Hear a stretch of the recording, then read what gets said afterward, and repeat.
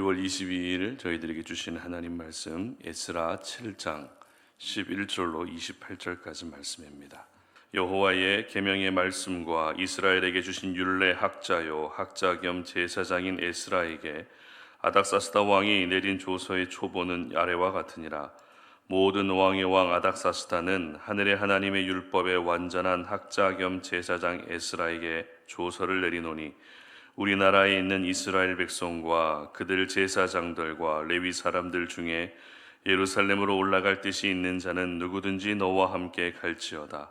너는 내 손에 있는 내 하나님의 율법을 따라 유다와 예루살렘의 형편을 살피기 위하여 왕과 7 자문관의 보냄을 받았으니 왕과 자문관들이 예루살렘에 거하시는 이스라엘 하나님께 성심으로 드리는 은금을 가져가고 또 네가 바벨론 온 도에서 얻을 모든 은금과 및 백성과 제사장들이 예루살렘에 있는 그들의 하나님의 성전을 위하여 기쁘게 드릴 예물을 가져다가 그들의 돈으로 수송아지와 순양과 어린 양과 그 소재와 그 전제의 물품을 신속히 사서 예루살렘 내 하나님의 성전 제단 위에 드리고 그 나머지 은금은 너와 너의 형제가 좋게 여기는 일에 너희 하나님의 뜻을 따라 쓸지며 내 하나님의 성전에서 섬기는 일을 위하여 내게 준 그릇은 예루살렘 하나님 앞에 드리고 그 외에도 내 하나님의 성전에 쓰일 것이 있어서 내가 드리고자 하거든 무엇이든지 궁중 창고에서 내다가 드릴지니라. 나 곧 아닥사스다 왕이 유브라데 강 건너편 모든 창고지기에게 조서를 내려 이르기를 하늘의 하나님의 율법 학자 겸 제사장 에스라가 물은 너희에게 구하는 것을 신속히 시행하되 은을 100달란트까지 밀은 100고루까지 포도주는 100밭까지 기름도 100밭까지 하고 소금은 정량 없이 하라. 무릇 하늘의 하나님의 전을 위하여 하늘의 하나님이 명령하신 것은 삼가 행하라. 어찌하여 진노가 왕과 왕자의 나라에 임하게 하랴.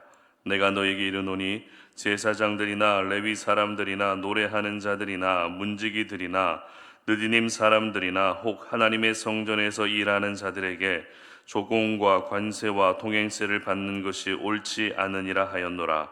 에스라여, 너는 내 손에 있는 내 하나님의 지혜를 따라 내 하나님의 율법을 아는 자를 법관과 재판관을 삼아 강 건너편 모든 백성을 재판하게 하고 그중 알지 못하는 자는 너희가 가르치라. 무릇 내 하나님의 명령과 왕의 명령을 준행하지 아니하는 자는 속히 그 죄를 정하여 혹 죽이거나 귀양 보내거나 가산을 몰수하거나 옥에 가둘지니라 하였더라. 우리 조상들의 하나님 여호와를 송축할지로다. 그가 왕의 마음에 예루살렘 여호와의 성전을 아름답게 할 뜻을 두시고 또 나로 왕과 그의 보좌들 앞과 왕의 권세 있는 모든 방백의 앞에서 은혜를 얻게 하셨도다. 내 하나님 여호와의 손이 내 위에 있으므로 내가 힘을 얻어 이스라엘 중에 우두머리들을 모아 나와 함께 올라오게 하였노라. 아멘. 최고의 감독은 하나님이십니다 라는 제목으로 오늘 아침 말씀 전합니다. 요즘 축구 이야기가 계속해서 화제가 되고 있습니다. 선수들 사이에 있었던 물리적인 충돌, 많은 사람들을 충격에 빠뜨리는 일이었지만 또 다행히 화해했다는 보도가 있었습니다. 지난 아시안컵 축구 대회의 16강전과 8강전은 드라마 같은 경기가 펼쳐졌습니다. 두 경기 모두 거의 패색이 짙어가던 후반전 추가 시간에 동점골이 나오면서 연장전으로 이어졌고 각각 승리하게 된 경기였습니다. 대표팀 주장이었던 손흥민 선수도 자기가 선수 생활하면서 이렇게 두 경기 연속 연장전까지 가는 경기는 처음이라고 할 만큼 손에 땀을 쥐게 하는 경기였습니다. 이렇게 치열한 경기가 펼쳐지게 되면 경기를 지켜보는 모든 관중의 시선이 향하는 곳은 그라운드에서 뛰고 있는 선수들을 향하게 됩니다. 그런데 그라운드 위의 선수들보다 어찌 보면 더 분주하게 움직이고 있는 곳이 있습니다. 바로 벤치입니다. 벤치는 후보 선수들과 감독 그리고 코치진이 경기를 지켜보는 자리입니다. 그리고 그 가운데에서 유독 더 분주하게 움직이는 한 사람은 바로 감독입니다. 감독은 그라운드에서 뛰는 선수들을 향해서 큰 소리로 많은 것을 주문합니다. 그리고 심판의 판정이 납득이 되지 않으면 심판을 향해서 항의도 합니다. 그러고 보면 벤치에 앉아서 침묵하며 경기만 가만히 지켜보는 감독은 거의 찾아보기 어려운 것 같습니다. 이처럼 그라운드가 아닌 그라운드 밖에서의 감독들의 치열한 신경전도 경기의 승패에 결정적인 영향을 미칠 만큼 감독의 자리, 감독의 역할은 참 중요합니다. 선수들을 잘 활용하고 적재적소에 선수들을 교체하는 용병술과 전술 전략을 잘 펼쳐야 승리할 수 있게 되는 것입니다. 그런데 스포츠 경기에만 감독이 있는 것이 아니죠. 바로 우리 인생에도 감독이 있습니다. 그렇다면 우리 인생의 감독, 저와 여러분의 감독은 누구십니까? 바로 살아계신 우리 하나님이신 줄 믿습니다.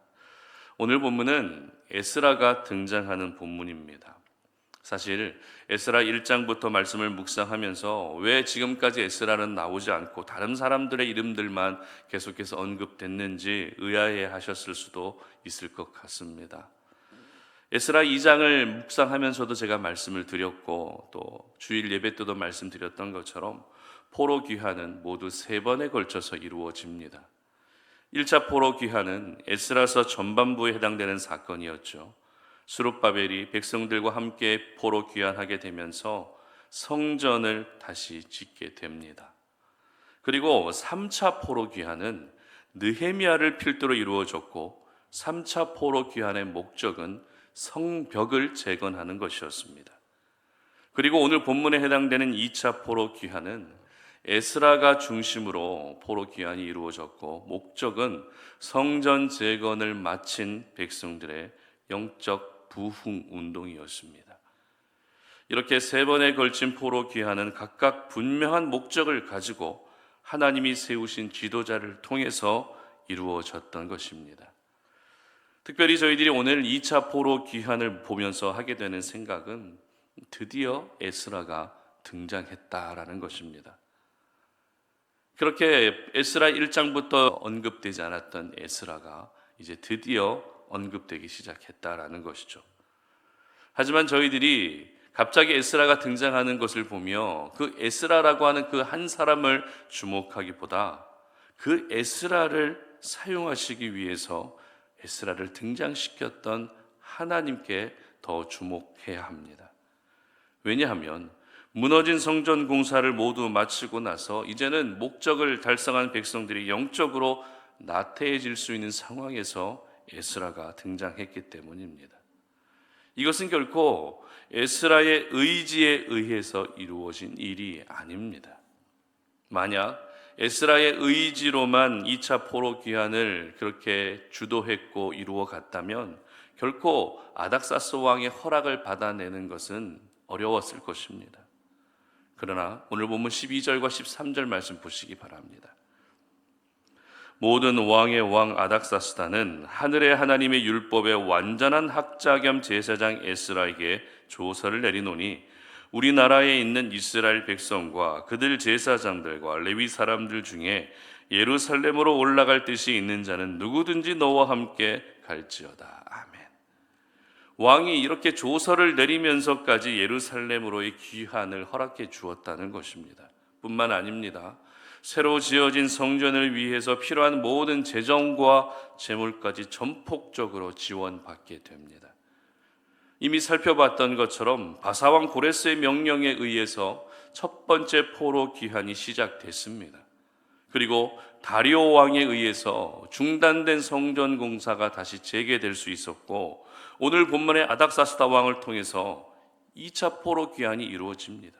그리고 앞으로 살펴보게 될 느헤미야를 통해서 또 3차 포로 귀환까지 이루어지게 되는 것입니다.